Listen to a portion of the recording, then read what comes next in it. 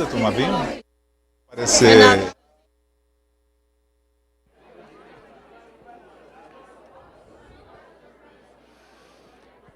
Boa noite a todos.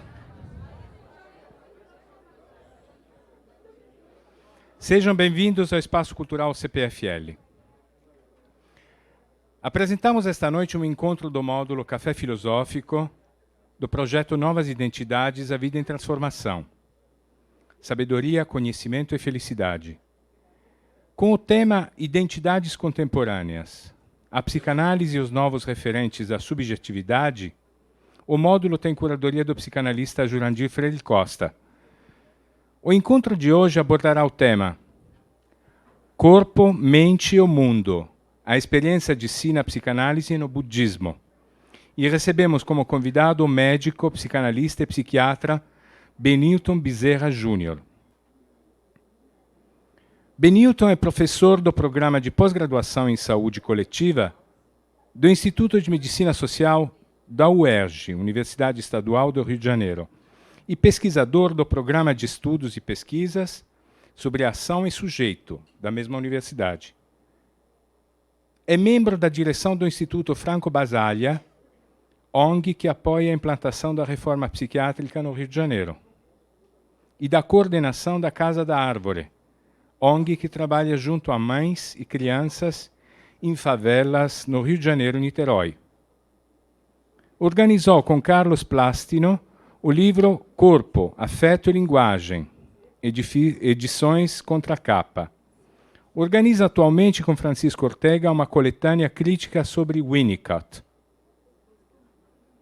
Lembramos que a próxima sexta-feira será o encerramento do módulo com a palestra do curador Jurandir Freire Costa.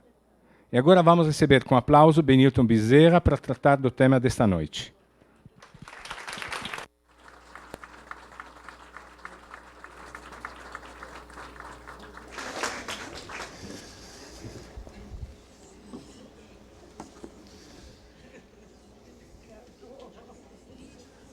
Bom, boa noite para vocês. Me pediram para ficar sentados. Eu vou fazer um esforço para isso. E eu queria começar dizendo o seguinte. Explicar um pouco o porquê do tema, a justificativa do tema, de aproximar budismo e psicanálise. Como já foi dito aqui, vocês viram na apresentação, não há nenhuma menção ao fato de eu ser budista, porque não sou. Sou um psicanalista e psiquiatra que se interessa muito e admira muito o budismo, mas não falo aqui como um membro da comunidade budista. Portanto, aviso, porque o meu conhecimento do budismo ele tem o tamanho do tempo que eu me dediquei a esse estudo, que é pequeníssimo em relação ao conteúdo que o budismo oferece para a gente tratar deste tema. Bom, por que psicanálise e budismo?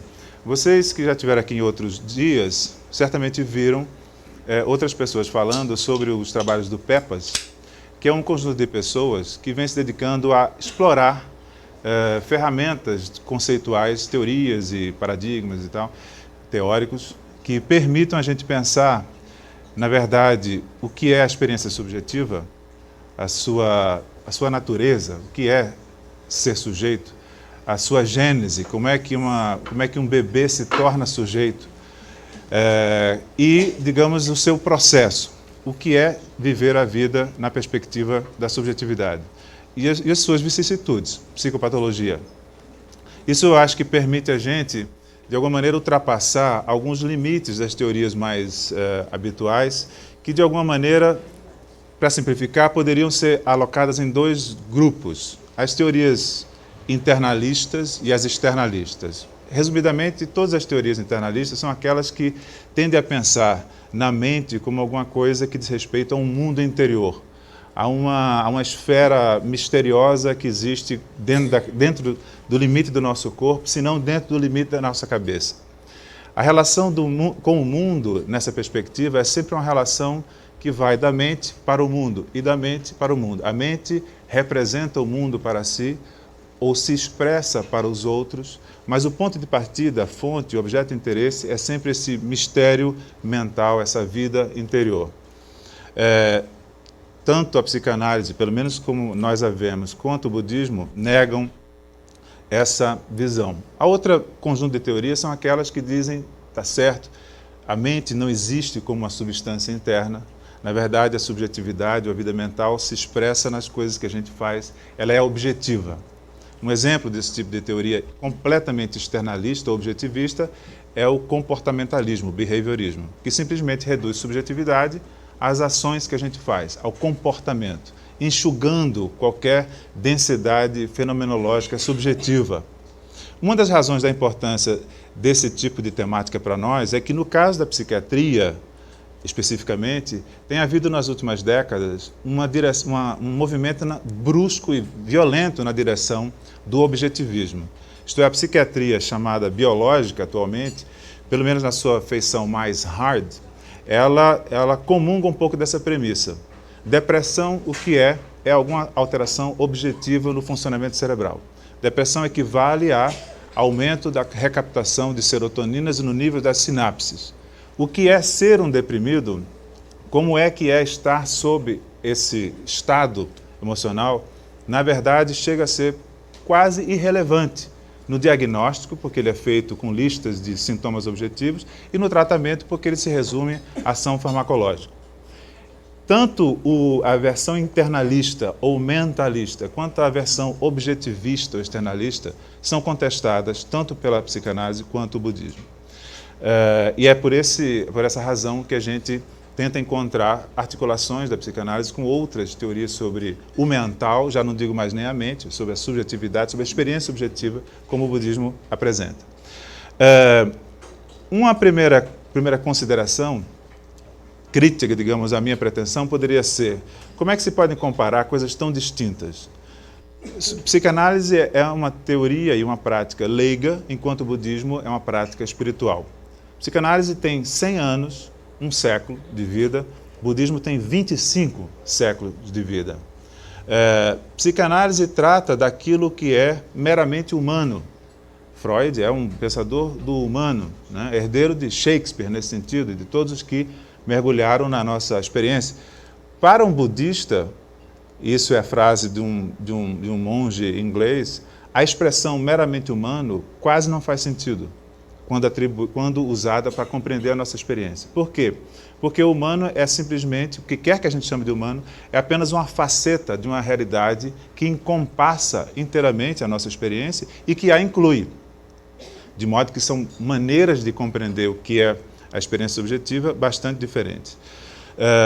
A gente poderia citar outras diferenças que resistiriam a uma aproximação, mas há um filósofo que a gente admira muito, o William James, um filósofo americano, que dizia: sempre que você vê uma contradição muito grande, você evite de tentar acirrá-la, dê a volta, redescreva a situação em função do interesse que você tem. Nosso interesse é entender quais são as relações entre mente, corpo e mundo. É isso que nos interessa. E aí a gente redescreve essa relação de oposição numa relação de afinidade. Por exemplo, a gente pode dizer que ambas as visões psicanalítica e budista partem da prática para modificar a existência. As teorias que tanto uma quanto outra desenvolvem, elas não são especulativas, elas não são meramente descritivas. Elas estão comprometidas com a ação. Ambas estão voltadas para estão fundadas numa ideia, numa pressuposição comum de que a mente, ou o que a gente chama de mente, ou mental, o subjetivo, ultrapassa em muito as fronteiras do cérebro e do corpo. A mente, tanto num caso quanto no outro, se espalha. O que é a minha experiência mental agora? Vocês estão incluídos nela. Estão incluídos objetivamente, vocês estão olhando para mim, isso tem um efeito sobre mim. Estão incluídos subjetivamente, porque eu atribuo a vocês interesse, desinteresse, olhar crítico, olhar de concordância.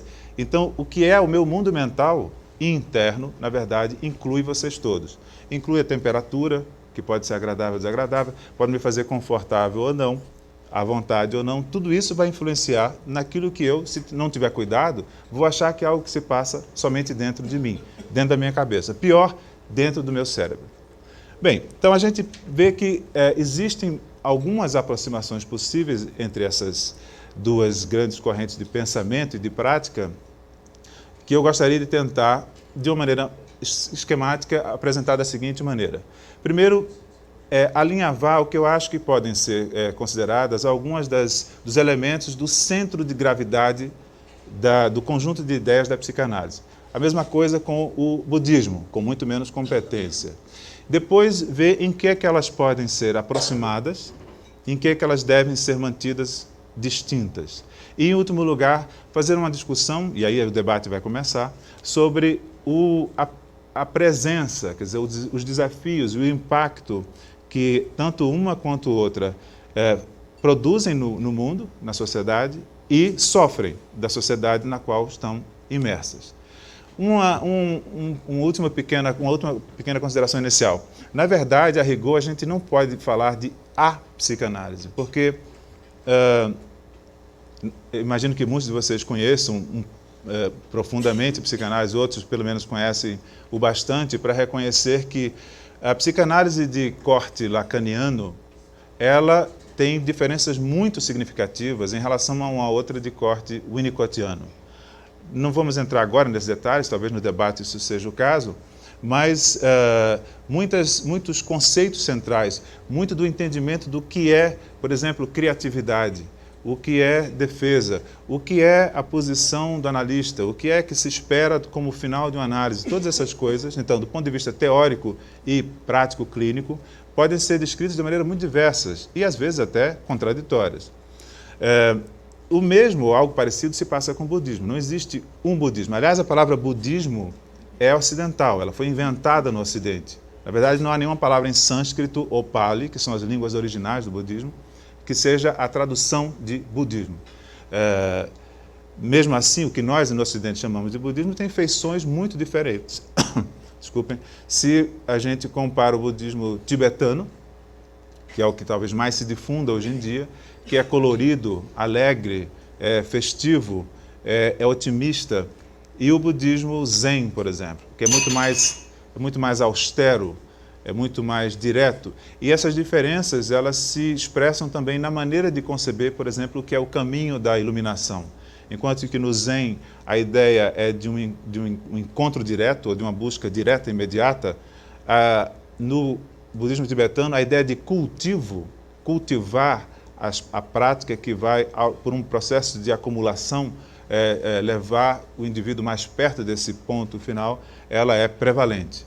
A gente poderia traçar paralelos interessantes, talvez no debate, entre o budismo Zen e a psicanálise lacaniana, e o budismo tibetano e a psicanálise winnicottiana. Há muitas familiaridades curiosas. Bom, dito isto, os budismos e as psicanálises, a gente poderia então pensar um pouco sobre o que é que definiria o centro de gravidade, não digo a essência, mas o centro de gravidade, alguns conceitos que conjuntamente estão presentes em qualquer versão da psicanálise. Focando no tema nosso central, que é a experiência de si. Como é que emerge a experiência de um eu? Uma das características assim, mais interessantes, isso é freudiano, que a psicanálise trouxe, Freud gostava muito de dizer, essa frase todo mundo conhece, né? Que a psicanálise tinha trazido uma terceira grande ferida narcísica para a humanidade. Primeiro, Copérnico disse, não, o homem não é o centro do universo. Habita um planetinha vagabundo, de uma estrela de quinta grandeza, é isso. Depois Darwin acabou com a ideia de que nós éramos o ápice da criação. Nada. Nós apenas somos o elo mais complexo até agora, mas apenas um elo de uma corrente que a gente não sabe para onde vai. Nós podemos perfeitamente desaparecer como espécie e, aliás, quem se lembra do filme Matrix, talvez para benefício do planeta, que nós estamos em vias de acabar, né, de destruir inteiramente. A psicanálise, então, teria sido a terceira ferida desse narcisismo humano ao dizer, frase de Freud, o eu não é senhor na sua própria casa. Com isso, Freud descreveu uma visão do sujeito fragmentado, dividido, completamente oposto a qualquer ideia de um eu, ou de um sujeito, ou de uma mente unitária, ou de uma mente, digamos, composta basicamente pelos seus aspectos conscientes, reflexivos, etc., ou da vontade. A partir de Freud, o ser humano, e isso quase se tornou um senso comum, pelo menos na cultura ocidental, é visto como um ser dividido, clivado, entre impulsos e proibições, entre desejos, aspirações, ideais, ideais que são, digamos, realizáveis, outros irrealizáveis, uma estabilização egóica sempre tênue, sempre a ponto de, eventualmente, sob uma pressão mais forte de uma circunstância, resvalar para uma solução, uma estabilização ruim, que é isso que a gente chama de sintoma. Na realidade, Freud ajudou a gente a abandonar um pouco a importância do conceito de normalidade. Em psicanálise não existe o conceito de sujeito normal, porque normal pressupõe a realização de uma essência ou a realização de um projeto que, no caso da subjetividade humana via Freud, não existe. Somos todos mais ou menos bem arranjados quando tudo dá certo. Suficientemente saudáveis, a gente diria, feito Winnicott. Mas esse é um equilíbrio sempre instável, de modo que, às vezes, a solução que a gente dá não funciona muito, e é isso que a gente chama de sintoma, é isso que a gente chama de patologia, quando o sofrimento ultrapassa a nossa capacidade de gerenciar. Significa também que o tratamento não significa abolir o sofrimento, significa aumentar a normatividade de cada um de nós, aumentar a capacidade de gerenciar de maneira suficientemente boa as vicissitudes da vida. Freud fez isso a partir de observações que eram externas à psicanálise. Ele era um profundo conhecedor de filosofia e da biologia da sua época. Ele via o ser humano nascendo como um ser imaturo. Todo mundo sabe disso. O ser humano é talvez o animal mais imaturo quando nasce. Ele não sobrevive se não há nenhum ser ao lado dele, não só que o nutra fisicamente, mas emocionalmente, e mais, que lhe ofereça modelos, que ensine ao bebê o que é ser gente. Se não há alguém que faça isso, ou se há alguém que faça isso mais ou menos, o resultado é desastroso. Todos devem ter visto o filme Kaspar Hauser, ou podem ter visto o filme de François Truffaut, L'Enfant Sauvage, o Menino Selvagem. São exemplos reais de indivíduos que foram apartados do convívio humano muito cedo e que, quando são descobertos, o menino de L'Aveyron, esqueço o nome do menino, que é encontrado aos 7 anos mais ou menos, não sorria, não sabia falar, não sentava direito, coisas que qualquer corpo humano faz automaticamente, sentar-se, cruzar pernas. O menino não sabia fazer, porque nem o corpo nem o espírito tinham sido configurados pela convivência humana. Kaspar Hauser era a mesma coisa. Ria na hora de chorar, ficava com medo de uma galinha e não suportou o confronto com outros humanos, acabou se suicidando. Bem, isso demonstra um pouco a tese freudiana de que nós somos seres cuja identidade, cuja vida interna emerge na dependência de um outro. Essa ideia, então, de que o eu não tem uma substância própria, o eu não tem uma fonte separada do ambiente, o eu só surge quando surge também, conjuntamente, um outro e, portanto, o mundo, é uma ideia freudiana que, de uma maneira muito interessante, tem sido corroborada por pesquisas empíricas nas últimas décadas.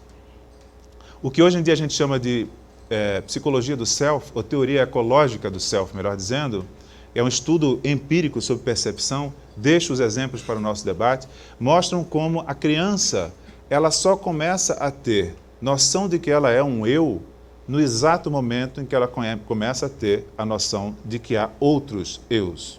E há exemplos, há pesquisas empíricas muito simples e muito interessantes que demonstram isso. Freud não fez isso, mas a experiência e a observação clínica fez com que ele postulasse essa ideia, que Rimbaud, de uma maneira muito poética, que Lacan retomou, disse com esse verso: eu sou um outro. Eu sou um outro. Formulando de maneira muito, muito bonita essa ideia de que a ipseidade do eu, ela comunga com a alteridade não só do outro sujeito, mas do ambiente. Como Freud viu isso como um produto das relações, das interações da criança com o meio, é claro, ele não podia deixar de ver o resultado desse processo também como uma coisa cambiante. Nós não temos uma identidade fixa, a identidade é provisória. Na realidade, identidade sequer é um termo psicanalítico. Nós preferimos usar o termo identificação, porque identificação remete a um processo contínuo de produção de organizações identitárias que só se estabilizam de maneira muito definitiva na patologia. O que há de característico na patologia mental, uma das características, é justamente a estereotipia. Quando eu não consigo minimamente estar permeável a mudanças, a oscilações, eu não estou saudável, eu estou doente. Eu posso, inclusive, não apresentar nenhuma expressão disso. Eu posso ser aparentemente saudabilíssimo. É o que alguns colegas nossos chamam de normopatas, aqueles que têm a patologia da normalidade. Estão sempre muito bem na própria pele. Inclusive não procuram análise, não se sentem muito bem. E, no entanto, a gente olha e acha esquisito, porque justamente toda essa saúde, na verdade, é uma defesa. Defesa contra o quê? Contra a vida. A vida não é normal. Caetano Veloso disse isso muito bem, né? A vida é fluxo, é confusão, é movimento, é processo. Ser saudável, como disse Canguilhem, não é não ter doença, é ter doença, poder ficar doente e poder se recuperar. Essa é uma ideia de Canguilhem, que era um filósofo da biologia, mas ela é tipicamente freudiana. Então, Freud descreve o ser humano como dotado dessa pluralidade identificatória até a hora que a gente morre. Além disso, Freud mostrou que pelas necessidades, enfim, como consequência dessa estruturação complicada que nós somos, id, ego, superego, inconsciente, consciente, pré-consciente, etc., nós estamos sempre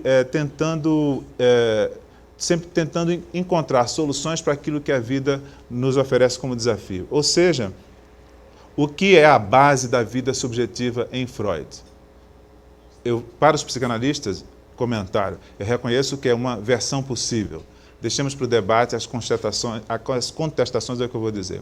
Mas eu acho que em Freud o que está no centro da vida psíquica é a ação. E, portanto, é o nosso estar no mundo imediato como um corpo que vive e se movimenta no mundo. É porque nós nos movimentamos no mundo, é porque nós interagimos necessariamente com os outros, que nós produzimos isso que a gente chama de mente e depois que denomina de mente, supõe como existindo desde sempre lá como uma semente. Isso significa que, na visão psicanalítica, nós somos, de alguma maneira, os construtores do mundo que habitamos. E, de alguma maneira, o objetivo final de uma psicanálise não é curar sintomas, não é nem mesmo fazer as pessoas serem felizes, porque felicidade é um tema que os budistas tratam com muita pertinência, mas os psicanalistas têm reserva em tratar. Na verdade, o que interessa, digamos, como resultado de uma análise que dá mais ou menos certo, é o sujeito se dar conta do quanto ele é autor de si próprio, do quanto ele está implicado naquilo que, no sintoma, aparece como se fosse uma coisa de dentro dele, feito um alien que o toma conta dele, ou de fora dele que o assola. O que Freud queria era que a gente, através, digamos, das ferramentas da psicanálise, reassumisse, na medida em que é possível a gente reassumir, a condição de autor, de ator da nossa existência. Sem nenhum otimismo exagerado, porque ele, evidentemente, que as clivagens e as fraturas derivadas das lutas entre inconsciente e inconsciente permanecem para sempre. Mas essa ideia de que é a agência e a assunção da agência que está no horizonte da ação da psicanálise. Bom, eu vou passar agora para falar um pouco do vocabulário que talvez para a maioria de vocês não seja tão familiar, que é o vocabulário do budismo. Digamos assim, dizer em que é que o budismo o que é que o budismo tem que está presente em todas as suas versões e que pode encontrar algum tipo de aproximação com essa visão que eu caricaturei, na verdade, da psicanálise, mas que está contido nesses conceitos de inconsciente, clivagem, instâncias psíquicas, desejo, pulsão, etc. Bom, para o budismo, como eu disse a vocês, a ideia de humano ou a ideia de eu, ela está inserida numa realidade muito maior. Uma das maneiras de você se iniciar no estudo do budismo é começar com o que eles chamam de, todos os tratados budistas, todas as iniciações budistas chamam de as duas verdades. A verdade absoluta, a verdade relativa. Ou o campo da verdade absoluta, o campo da verdade relativa. O que é o campo da verdade, da verdade relativa?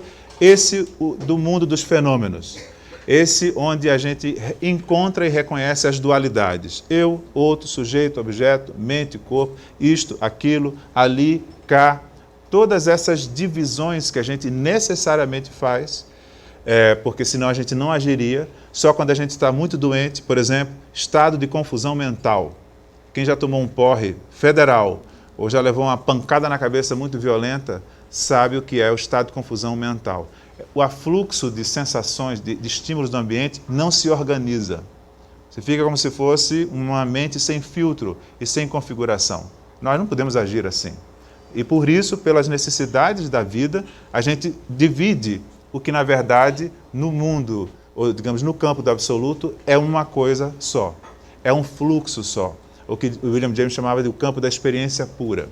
Então, para o budismo, é fundamental a gente ter em conta isso. O que quer que a gente chame de verdadeiro, de falso, de isso, daquilo, de eu, do outro, de mente, corpo, etc., pertence ao campo dos fenômenos, ao campo dos recortes que a gente faz e a gente cria para poder agir no mundo. É importante lembrar disso, parece uma obviedade, mas é importante a gente lembrar disso porque muitas vezes a gente faz, como Wittgenstein dizia, a gente pega uma escada para chegar num ponto, depois joga a escada fora e acha que sempre esteve lá. Isto é, a gente cria essas divisões, esquece por que foram criadas e começa a achar que elas sempre estiveram lá. E o que a mente faz é apenas reconhecer o que existia lá. Na verdade, a gente cria o mundo, pelo menos esse mundo que nós reconhecemos como mundo. No entanto, por mais que a linguagem, o pensamento, os conceitos vão configurando, denominando, organizando o mundo em significados, há sempre um para além disso, e é na direção desse para além disso que o budismo orienta a sua teoria e a sua ação. Portanto, o budismo, isso que eu vou falar do budismo, tem que ser entendido como contra esse pano de fundo das duas realidades. Uma outra maneira de falar, digamos, da descrição budista do que nos interessa, o campo da experiência, e aí eu já não posso falar da experiência de si, porque a experiência de si ela está imersa, ela emerge desse campo da experiência de uma maneira geral, é a ideia de que há três coisas que caracterizam a experiência, o que eles chamam as três marcas da experiência. Primeiro é a ideia de impermanência, a ideia de que nada é permanentemente. Tudo muda o tempo todo no mundo, como diz Lulu Santos e Nelson Motta. Verdade. A gente só pensa que as coisas são estáveis porque o nosso ponto de vista humano põe as coisas como estáveis. O pão de açúcar é estável só na perspectiva humana. Porque na perspectiva cósmica, é claro que o pão de açúcar um dia não existiu e um dia vai deixar de existir. O Oceano Pacífico, o continente africano, o mundo como ele é, as estrelas, o Sol, isso só é permanente e estável porque nós humanos vivemos uma vida tão curta que muitas coisas não vão mudar, jamais vão mudar. No entanto, na perspectiva cósmica, tudo está mudando o tempo todo no mundo. Nosso corpo muda o tempo todo no mundo. A maioria das células de vocês que estão aqui presentes ouvindo esse falatório não existiam quando vocês nasceram. A maioria delas não vai existir daqui a algum tempo. No entanto, a gente não se dá conta disso. Mas essa é a verdade que a gente deveria o tempo todo se preocupar em manter na consciência. A ideia de impermanência, a ideia de que tudo muda, tudo nasce, tudo morre, todas essas, voltando ao primeiro ponto, dualidades, nada mais são do que maneiras de tornarem apreensíveis e, portanto, acessíveis à ação, uma coisa que, na verdade, é fluxo, movimento, duração, como dizia Bergson, experiência pura, como dizia James, é um movimento. A outra característica fundamental da existência, da experiência, é uma coisa que é traduzida, às vezes, anatman é o termo em sânscrito. Eu não sei sânscrito, não quero dar a impressão de que sei o que eu não sei. Eu sei o que o pessoal que traduz diz que é anatman, que an ou a é não, atman é a ideia de espírito ou de eu superior que existe no hinduísmo e é contestado no budismo. O que quer dizer anatman? Às vezes é traduzido por não eu, mas eu acho uma tradução meio equívoca. A melhor tradução que eu acho é a da não substancialidade. O que quer dizer isso? Vocês vejam como isso é ligado à ideia de impermanência. Se tudo é impermanente, é claro, nada pode ter uma substância, uma essência. De uma maneira completamente diferente do pensamento ocidental, onde a ideia de essência e aparência são muito importantes, a ideia de que existem propriedades de alguma coisa que não dependem do contexto e tem propriedades que dependem do contexto, no jargão, propriedades não relacionais e propriedades relacionais, na perspectiva budista, se dissolve na ideia de que não há nada que tenha substância em si. Nada. Nem esse vinho, nem esse livro, nem o meu olho, nada. Nem o pão de açúcar, nem um próton, nem um quark tem substância em si. Essa ideia de insubstancialidade, ela remete, de novo, à ideia de que, sendo tudo impermanente, aquilo com que nós tratamos na experiência, sintomas, mente, desejo, amor, o que quer que seja, na verdade, é um fenômeno, isto é algo que emerge do campo da experiência e que algum dia vai se dissolver. E é nessa perspectiva que a gente deveria analisar o que é a vida mental, o que a gente chama de vida psíquica. A terceira marca da experiência e aí há uma divisão, porque há alguns mestres budistas que falam de dukkha, que quer dizer sofrimento. Há outros que acham que, na verdade, o que é o sofrimento? De onde deriva o sofrimento? Deriva do simples fato de que, quase pela própria natureza nossa, humana, condicionada e provisória, nós nos apegamos, nós precisamos nos apegar, de alguma maneira, a identidades, a verdades. Eu preciso acreditar em certas coisas, eu preciso acreditar que esse teto não vai cair, eu preciso acreditar que o pão de açúcar vai estar lá amanhã, que o sol vai nascer, que vocês não vão debandar no próximo minuto. Eu preciso fazer várias suposições que eu não vou colocar em questão. Eu preciso acreditar que eu sou eu, mesmo quando eu mudo completamente. Se vocês me vissem no Maracanã torcendo para o Botafogo, o que não é uma tarefa fácil, mas enobrece quem aceita o desafio. Mas se vocês me vissem torcendo para o Botafogo no Maracanã, vocês não iriam me reconhecer, mesmo que eu estivesse com essa mesma roupa. Eu, na verdade, sou uma outra pessoa, né?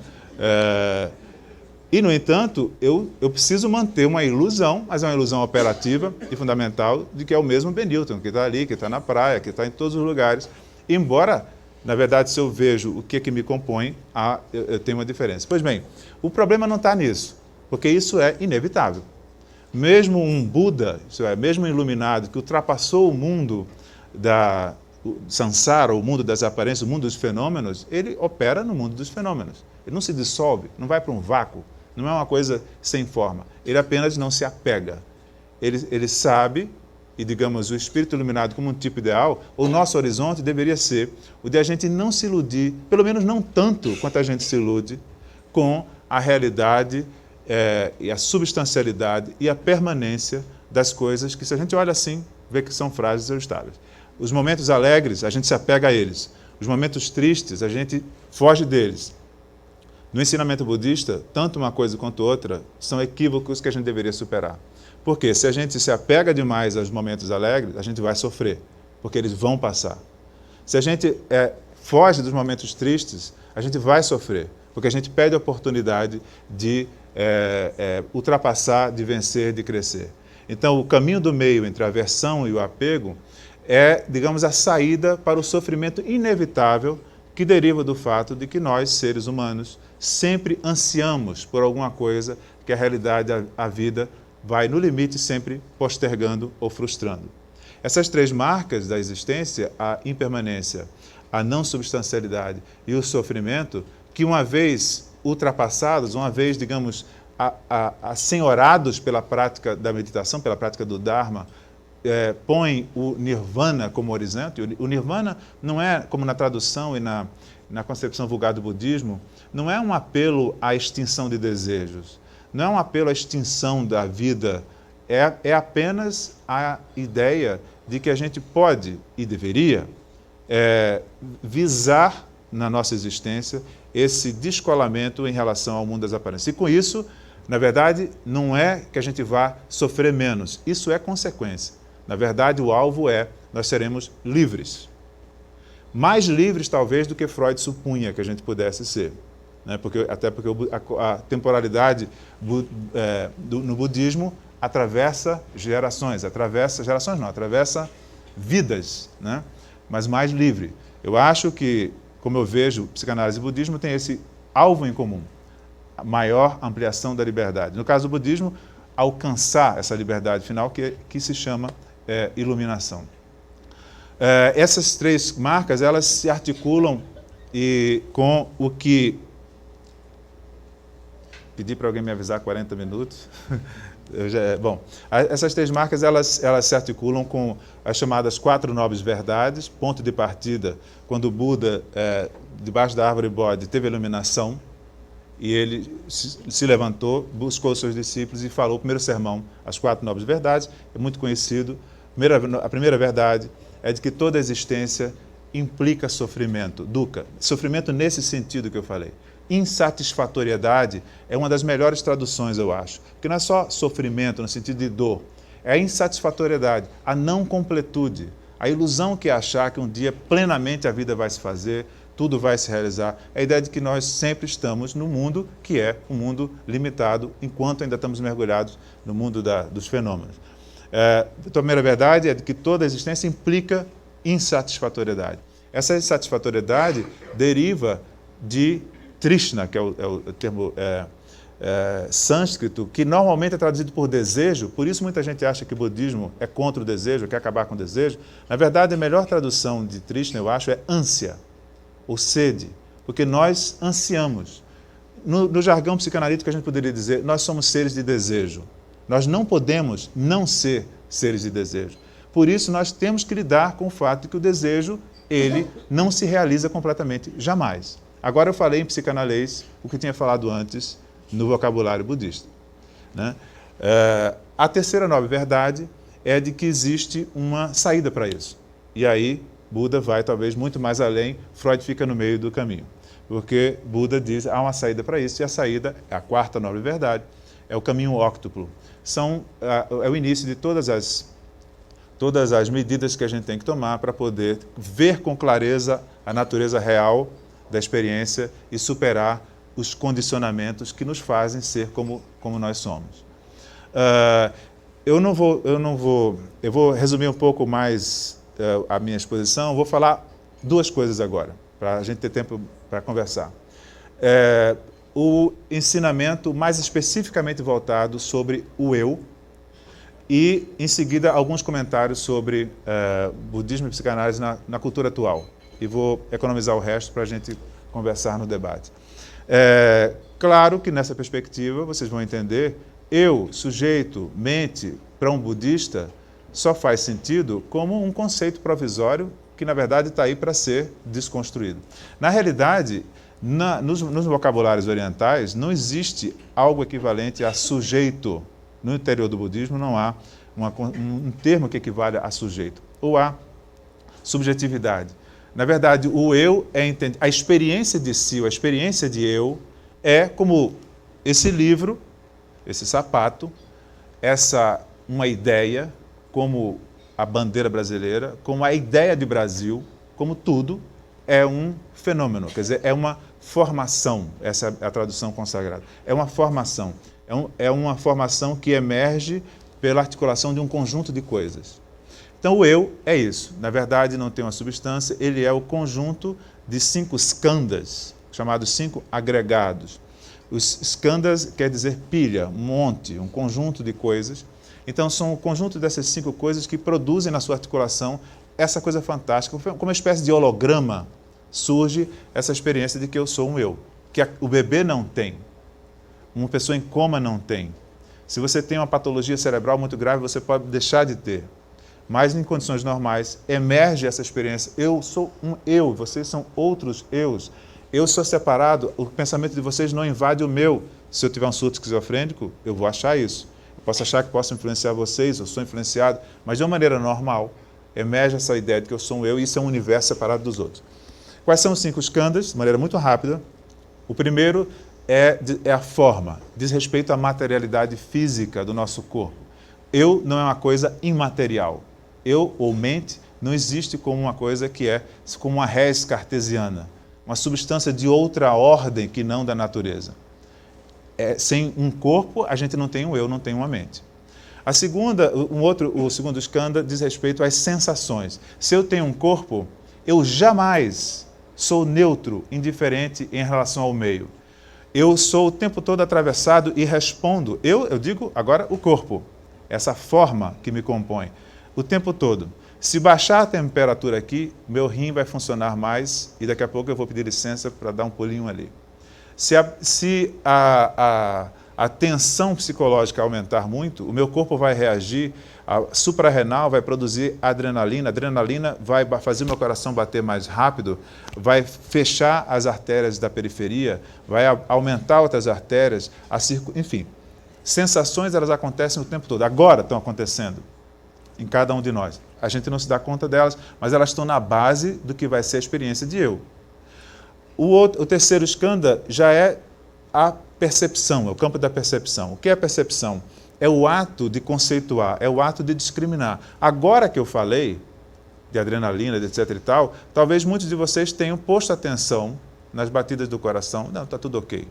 Se eu falar para vocês agora que vocês normalmente não têm uma consciência ou a percepção de em que posição está o pé direito, ou o dedão do pé direito de vocês, imediatamente a mente vai e liga lá. Vocês estão percebendo uma coisa que normalmente não estão percebendo. A mesma coisa com a respiração. A gente respira sem saber que está respirando. Agora que eu falei isso, se a gente tivesse um PET scan, a gente ia ver que o cérebro mudou. Porque o fato de eu falar, ninguém se dá conta da respiração que está tendo, faz com que a maioria das pessoas ponha atenção na respiração e ela se modifica. Se eu medisse aqui, fizesse uma medição do pulmão funcionando, ia começar a fazer assim. Isso a gente faz em laboratório. Bom, então, a forma, a sensação, a percepção. O quarto são as formações mentais. Lembra que eu falei, tudo é uma formação. Uma flor é uma formação. Flor é feito de milhões de coisas. De terra, de aterro, de jardineiro, de semente, de cores, de substâncias várias, é isso que dá uma flor. Um livro é a mesma coisa, uma ideia é a mesma coisa, essa câmera é a mesma coisa. Qualquer coisa que a gente imagine é uma formação. Qualquer coisa é criada por uma infinita variedade de outras. Todos os fenômenos são interdependentes. Nada existe por si só. Lembrem da ideia do não-eu, da insubstancialidade. Tudo está interligado, emerge uma coisa, e é isso que a gente chama de formação. Pois bem, medo, tristeza, alegria, ideal de justiça, sentimento de justiça, a experiência de estar sendo bom, mal, todas essas coisas que a gente chama, são os aspectos da vida mental, são formações. Elas são também como uma flor ou como uma pedra, como o pão de açúcar, formações. O quinto skandha é a consciência, que permite que a gente, então, compreenda, enfim, alguns que dizem, na verdade, o skandha é um só, a consciência, os outros são elementos. Mas, enfim, a ideia que eu queria passar para vocês era de que, no budismo, eu citei, assim, o início do que são os ensinamentos, há claramente uma concepção da experiência de si como mutável, não substancial, em movimento, e a prática da compreensão disso voltada para uma ação mais livre e, no caso do budismo, mais compassiva diante dos outros. Porque quando eu compreendo a minha natureza imersa no resto do que existe, eu começo a não ter dificuldade, ou eu começo a ter mais facilidade em perceber que a dor que atinge a uma outra pessoa é também a dor que deveria me atingir. Eu começo a sentir a dor do outro como sendo minha. Para usar um termo de um filósofo americano, eu amplio o raio de ação daquilo que eu chamo eu, ou daquilo que eu chamo nós. Eu começo a sentir que aquilo... Por exemplo, os homens começam a sentir que se eu humilho uma mulher, eu estou humilhando também a mim. Um branco começa a achar que se eu estou humilhando um preto, eu também estou humilhando a mim. E por aí vai. Então, a compaixão como resultado da simplesmente visão mais clara de como as coisas são. Não do esforço de obedecer a princípios éticos, que afinal Deus mandou ou deveria ser assim. Não. Simplesmente ver as coisas como elas são diminui o apego principal, o maior apego, o maior veneno da alma, o apego ao eu. Bom, parágrafo final. A psicanálise e o budismo estão em posições, curiosamente, invertidas, talvez, no campo da cultura atual. A psicanálise em declínio, o budismo em expansão. O budismo é a religião que mais se expande no mundo. A psicanálise está no canto do ringue, lutando contra as neurociências, a biologia, etc. e tal. Eu poderia agora falar de novo das semelhanças e dessemelhanças entre um e outro, mas vamos deixar isso para o debate. Eu queria só falar sobre algumas coisas que eu acho, sobretudo em relação ao budismo. Quanto à psicanálise, eu acho que ela está numa encruzilhada, que é a seguinte: ou digamos, o campo dos psicanalistas consegue abrir o seu diálogo com outras esferas da ciência e do pensamento que se debruçam hoje em dia com muita competência sobre o estudo da experiência subjetiva. Falo, por exemplo, da psicologia de desenvolvimento, da teoria ecológica do self, mesmo das neurociências. Não digo dos neurocientistas aplicados ou dos psiquiatras biológicos. Digo dos neurocientistas, Richard Davidson, Antônio Damasio, Ramachandran e outros, cujos trabalhos a gente pode comentar depois. A psicanálise, se não faz essa abertura de campo, tende a, no diálogo com a cultura, ficar enquistada, ficar defendendo, feito Jerusalém sitiada contra os mouros. O fato de que a psicanálise hoje não esteja mais na moda, eu acho benéfica, porque quando a psicanálise era moda, ela sofria um tipo de problema que o budismo hoje sofre. Qual? O budismo, vocês sabem, teve duas grandes vogas de vinda para o Ocidente. A primeira, depois da Segunda Guerra Mundial, os Estados Unidos invadiram o Japão, muitos japoneses foram parar nos Estados Unidos, houve uma troca, um intercâmbio. Todo mundo aqui sabe do movimento Beatnik, movimento dos anos 50, era muito influenciado pelo budismo Zen. O Tibete era completamente isolado, praticamente, até os anos 50. Quando os chineses invadem o Tibete e expulsaram mataram 100 mil monges, matar mais 1 milhão de pessoas. 100 mil foram os templos destruídos. Fazem hoje em dia uma política de limpeza étnica. Enchem o Tibete de chineses para que o Tibete se torne, daqui a pouco, um país de cultura e de população basicamente chinesa. Proibiram durante muito tempo, agora uma acomodação, o ensino do budismo, etc. e tal.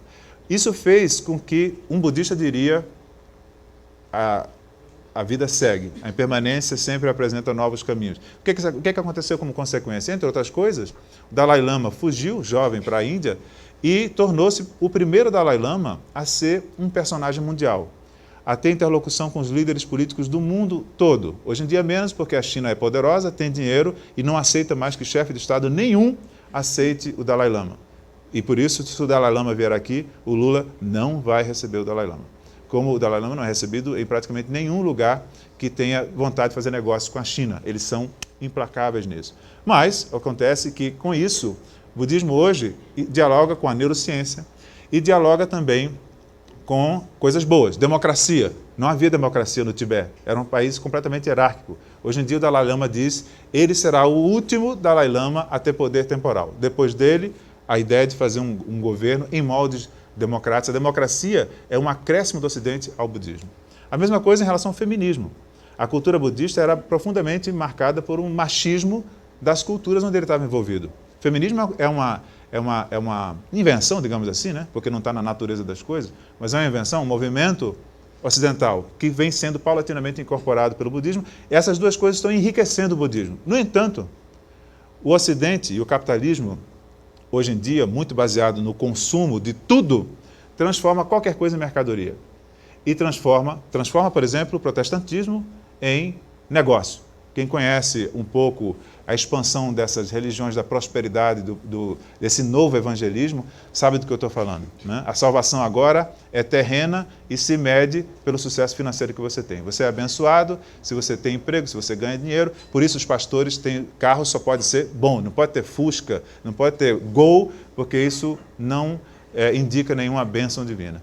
Essa mesma lógica, de alguma maneira, se apropria do budismo e faz com que a gente tenha Buda Bar, faz com que, se vocês abrirem a revista Caras desta semana, podem acreditar que vai ter alguém sentado fazendo meditação na ilha de Caras, ou numa ilha em Aruba, ou em algum lugar do Caribe, todo mundo bota incenso, você compra uma estatuinha do Buda porque fica legal, você botar num cantinho assim, fica bacana. O budismo virou uma coisa chique. Até porque, no Oriente, o budismo é uma coisa tão encravada na sociedade que se você quer fazer meditação, se você quer estudar, você vai a algum lugar, medita, estuda. No Brasil, por exemplo, você precisa ser quase isso. Precisa ser de classe média, porque você tem que pagar para fazer retiros, você tem que dispor de alguma possibilidade para ter acesso às coisas. Você não tem livros, não existe isso. Então, existe um risco, digamos, mas é um risco a ser enfrentado do budismo no Ocidente, que é o da sua captura, do seu engolfamento pela lógica do consumo capitalista. Todos eles sabem disso e veem isso como mais uma onda a ser atravessada. No entanto, eu acho que é bom a gente insistir nisso, porque esse é um desafio que, por exemplo, há um filósofo esloveno, que eu tenho certeza muitos de vocês conhecem, chamado Slavoj Žižek. Ele é um contundente crítico do budismo. Por quê? Ele diz que Weber, que escreveu sobre o espírito, a ética protestante e o espírito do capitalismo, mostrando como o protestantismo, com aquela ética do trabalho e tal, na verdade funcionou como um azeite, um óleo para o capitalismo, agora está sendo substituído pela ética taoísta ou budista e o espírito do neoliberalismo. Por quê? Porque se a gente não entende bem o que o budismo diz, a gente pode, e você vê isso nas revistas caras, em tudo quanto é lugar, saúde, viva bem, não sei o quê, a ideia de que o budismo é um expediente para você ficar bem. É uma maneira de você atingir wellness, de você relaxar para poder ser um bom executivo, de você relaxar para poder fazer aquilo que exige e você não ficar com estresse de não ter mais relações de confiança no emprego, de você poder lidar com a competição feito um samurai que não se mexe diante do perigo. É uma captura ideológica em prol de uma formação cultural cujos estragos a gente sabe que faz. Bom, isso então era um pouco do que eu estava querendo dizer, andei um pouco mais do que eu queria, mas talvez sirva como ponto de partida para a gente conversar um pouco sobre essas aproximações entre psicanálise e budismo, que eu acho são uma das coisas mais interessantes que tem surgido nos últimos anos aqui no Ocidente.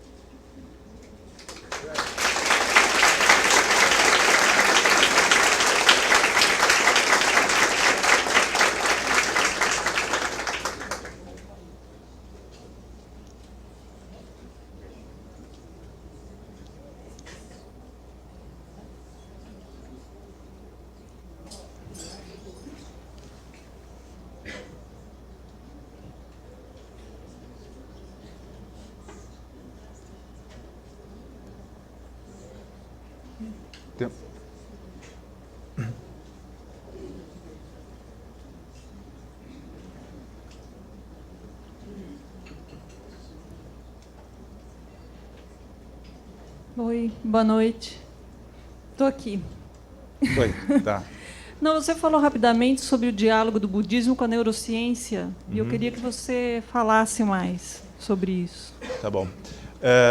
Existe um instituto que foi criado nos Estados Unidos chamado Mind and Life. Se vocês podem acessar na internet, Mind and Life, e vocês vão ter o acesso ao site. É um instituto criado por vários budistas que são professores universitários de diversas origens, alguns físicos, como Alan Wallace. Alan Wallace, põe no Google, vocês vão entrar em milhões de coisas interessantes. Alan Wallace, por exemplo, era um físico americano. Foi para a Índia, ficou 14 anos lá, tornou-se monge, é um scholar do budismo, conhece profundamente o budismo. Voltou para os Estados Unidos para o meio universitário. Ele é um tradutor do Dalai Lama, é um interlocutor do Dalai Lama, e ele então começou a criar, junto com outros, esse intercâmbio entre cientistas, filósofos da mente e o Dalai Lama, em encontros que foram realizados em vários anos e que estão publicados em vários livros, alguns deles em português. Hoje em dia, um desses físicos e neurocientistas chama-se Richard Davidson. Ele está fazendo pesquisas com essas tecnologias de ponta de imageamento cerebral. PET scans, ressonância magnética, imageamento do cérebro funcionando em movimento, etc. E estudando com monges budistas o impacto, por exemplo, de práticas meditativas sobre o funcionamento cerebral. Como é que a meditação ela pode alterar o funcionamento do cérebro, não é só da mente, porque, bom, agora a gente já sabe que mente e cérebro são versões de uma mesma coisa, né? Outros estudos mostram, por exemplo, o impacto da prática meditativa sobre o sistema imunológico. Tem coisas muito interessantes, por exemplo, o Luiz Lopes, que esteve aqui, conhece muito essas pesquisas na área da biologia. Uma vez ele estava falando sobre uma pesquisa que foi feita com meditação, coisa que ele está querendo fazer lá no Rio de Janeiro agora, estudos controlados, isto é, você pega um grupo de pessoas que têm algum tipo de doença, como AIDS, por exemplo, que combate, não é, que derruba o sistema imunológico. Você pode medir isso pela mensuração dos linfócitos, das células, T3, T4, etc. e tal. Então você mede objetivamente o estado imunológico da pessoa. Pega dois grupos igualmente acometidos de algum problema ou pessoas que são saudáveis e que podem adoecer. Faz meditação durante um tempo, 3 meses, com um grupo e com o outro faz uma outra coisa. Brincadeiras, encontra, as pessoas fazem, mas não faz meditação. E mede as células, linfócitos no início e depois. Mede a capacidade de resposta imunológica antes e depois. Bom, o pessoal que faz meditação, evidentemente, vocês já vão saber, vão adivinhar, tem uma resposta imunológica aumentada em relação aos que não fizeram. E o mais curioso é que 2 ou 3 meses depois, continuam com essa resposta aumentada, mesmo depois de interromper a meditação. Então, esses são só alguns dos exemplos de como você pode, que hoje em dia de fato está se fazendo, a demonstração empírica desses conceitos que aqui a gente apresentou de maneira teórica. Isto é, mente e corpo são uma coisa só. E, portanto, se você mexe no corpo, você pode atingir a mente, é claro, mas se você mexe na mente, você atinge, de fato, realmente o corpo, e é o cérebro. Isso não é misticismo, nem é oba-oba, né? Isso é, para atender aos nossos reclamos ocidentais, cientificamente comprovado. É muito interessante porque isso tem se desdobrado no mundo inteiro e eu agora começo a ver gente no Brasil interessada em desenvolver pesquisas paralelas. Se você tiver interesse, quem tiver interesse, é só entrar nesse site e vocês vão encontrar relatos das pesquisas, experiências, etc.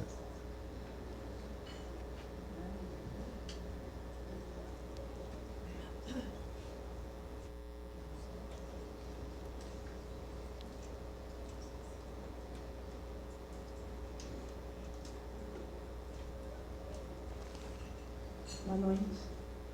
Eu queria discordar de você quando você falou do mercantilismo no budismo. Eu acho que tem, sim, uma certa fashion agora, mas isso é uma coisa da mídia e é uma coisa que é superficial, é uma curiosidade da mídia de forma superficial e até romântica em relação ao budismo.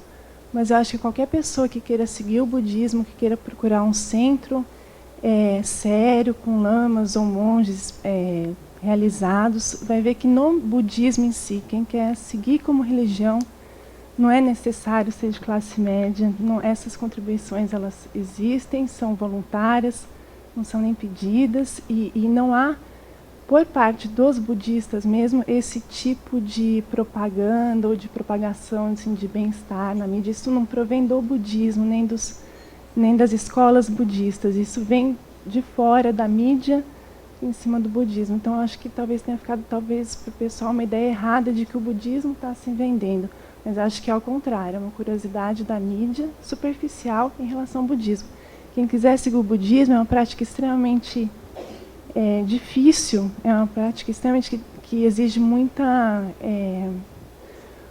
obstinação de cada pessoa e não tem nada de comercial ou de mercantil. Assim.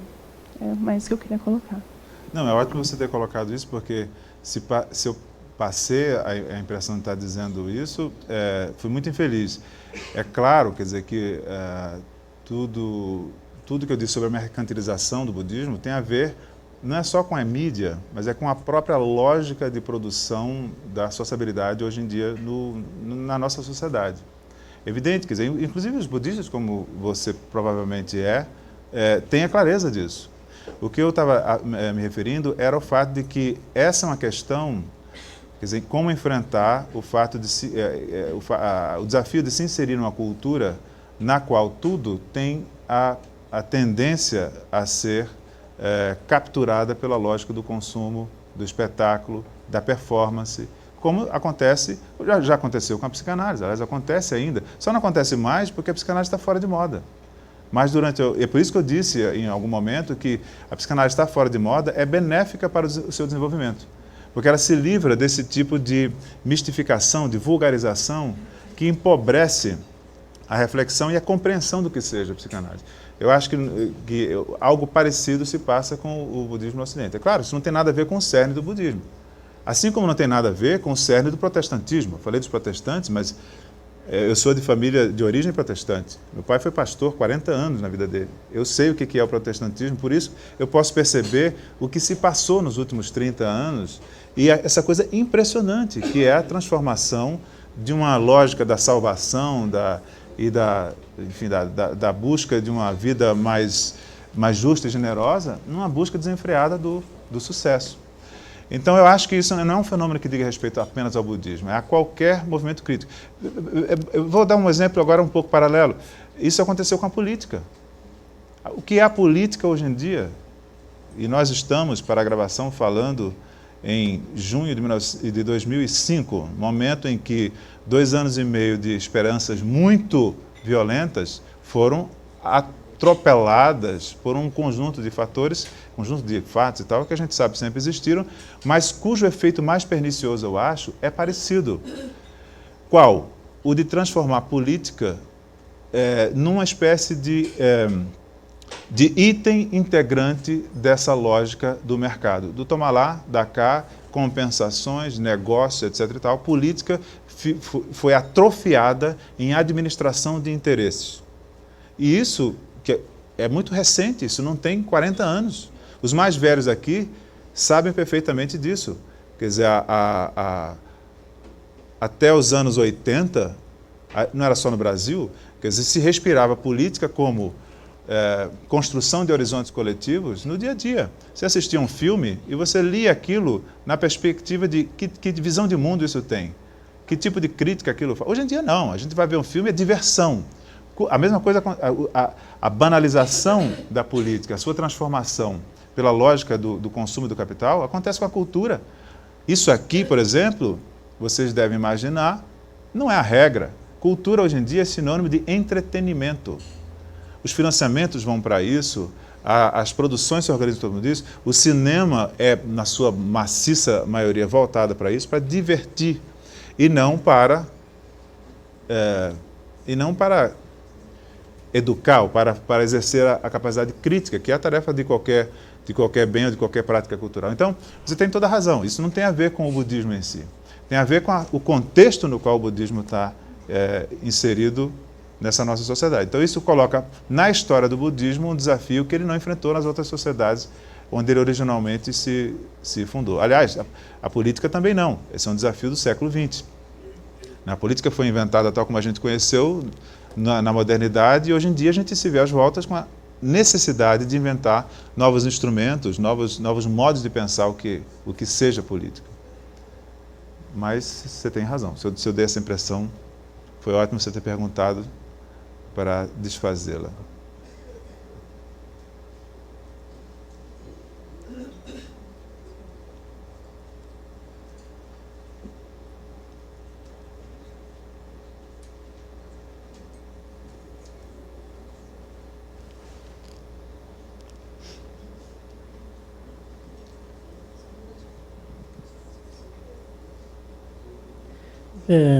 A colega até lembrou que você não comentou porque não concluiu que a psicanálise está fora de moda, né?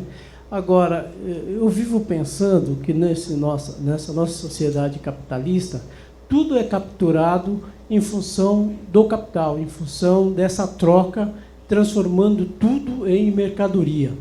Inclusive nós, enfim, todas as nossas criações. Como tanto a psicanálise quanto ao budismo ou qualquer outra criação ou maneira de fazer com que as pessoas se desenvolvam não caia nessa lógica. existe um caminho possível, existe formas de se construir esse modo de ser fora disso, fora dessa lógica neoliberal ou capitalista?